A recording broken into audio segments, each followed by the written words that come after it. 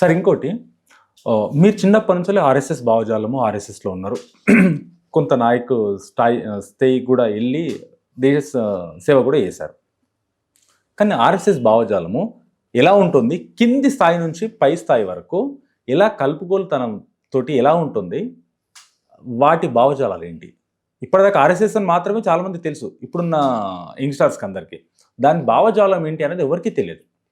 ఒక జపనీస్, అతని పేరు నాకు కరెక్ట్ గుర్తులేదు, కానీ ఒక జపనీస్ వ్యక్తి వచ్చి ఇక్కడ ఆర్ఎస్ఎస్ని మనం అర్థం చేసుకోవాలి, ఎలా వీళ్ళు ఇంత చిన్న స్థాయిలో పెట్టినటువంటి ఒక వ్యక్తి ఐదుగురితో స్టార్ట్ చేసినటువంటిది ఇంత ఎలా విస్తృతంగా మొత్తం దేశవ్యాప్తంగా జరగలేదు, ఇవాళ దేశాన్ని పరిపాలించే స్థాయికి వచ్చిందని వాళ్ళు ఒక అనలైజ్ చేయడం కోసం వచ్చి ఆయన మొత్తం స్టడీ చేసి అంతా చేసిన తర్వాత 1 సంవత్సరం పాటు ఆయన మొత్తం ఆర్ఎస్ఎస్ శాఖలు తిరిగి మొత్తం చాలామంది ఆర్ఎస్ఎస్ వాళ్ళతో మాట్లాడి, మిగతా వాళ్ళతోటి కమ్యూనిస్టులతో, ఆర్ఎస్ఎస్ని వ్యతిరేకించే వాళ్ళతో మాట్లాడి, కాంగ్రెస్ వాళ్ళతో మాట్లాడి ఎందుకు మీరు ఆర్ఎస్ఎస్ని వ్యతిరేకిస్తున్నారు తెలుసుకుని ఒక అభిప్రాయాన్ని ఆయన ఒక చిన్న 2 మాటల్లో చెప్తాను మీకు. నేను చెప్పండి సార్ ప్లీజ్.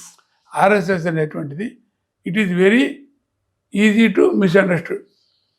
అంటే it is very difficult to understand, it is very easy to misunderstand. Okay, అపార్థం చేసుకోవడం చాలా తేలిక ఆర్ఎస్ఎస్ని, కానీ అర్థం చేసుకోవడం చాలా కష్టం. అర్థం చేసుకోవాలంటే నువ్వు అందులో ఉండాలి అని చెప్పాడు ఆయన. ఇప్పుడు ఆర్ఎస్ఎస్ని అర్థం చేసుకోవాలంటే నువ్వు అందులో ఉండాలి, లేకపోతే తేలిక అపార్థం చేసుకోవచ్చు.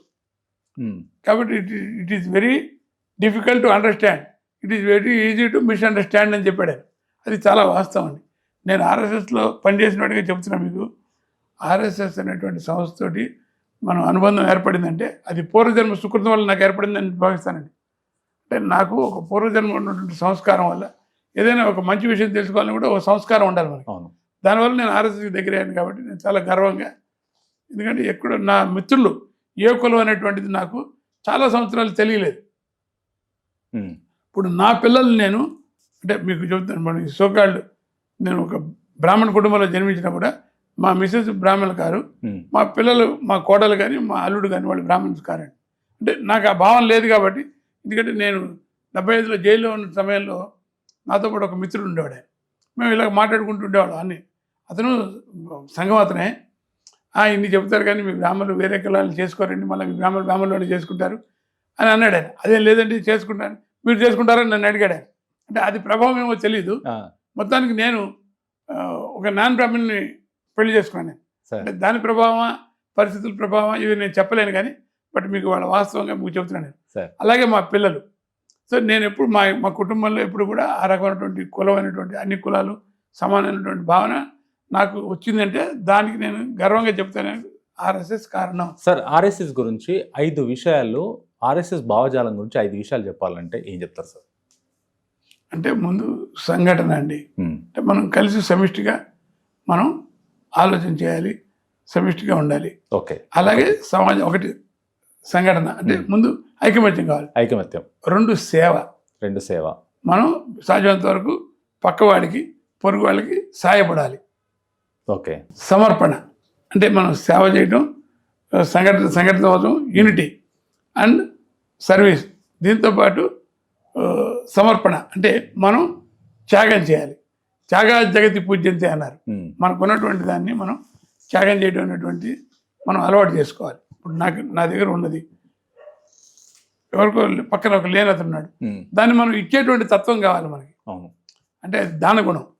ఈ దానగుణం సర్వీస్. ఇప్పుడు ఎవరికి నేను ఎగ్జాంపుల్ చెప్తాను మీకు. నేను కొంతమంది పిల్లలకి చదివిస్తుంటాను. నేను నాకు తెలిసిన దృష్టిలోకి వస్తే ఎవరిని అడిగితే నా చేతనంత వరకు, ప్రపంచం అంతా చదివించలేను, రాష్ట్రం అంతా చదివించలేదు, కానీ నా దృష్టిలోకి వచ్చినటువంటి నేను వాళ్ళకి స్కూల్ ఫీజులు కట్టడం, పుస్తకాలు కొనేటి, ఇటువంటివి చేస్తుంటాను. అంటే ఇటువంటి భావన నాకు ఎందుకు వచ్చింది అంటే ఇవాళకి కూడా నాకు సంఘమే కారణం, ఈ యొక్క సమర్పణ భావం. 4 సార్. ఇంకొకటి ఏంటంటే క్యారెక్టర్ అండి. క్యారెక్టర్ మనిషి యొక్క మనం క్యారెక్టర్ కలిగి ఉండాలి. మనం ఏం మాట్లాడతాం సార్ అది చేయాలి. ఏం చేస్తాం అది చెప్పాలి. ఏది మాట్లాడతారో అది ఆచరణలో పెట్టాలి. అలాగే ఏది ఆచరిస్తాం దాన్ని చెప్పాలి.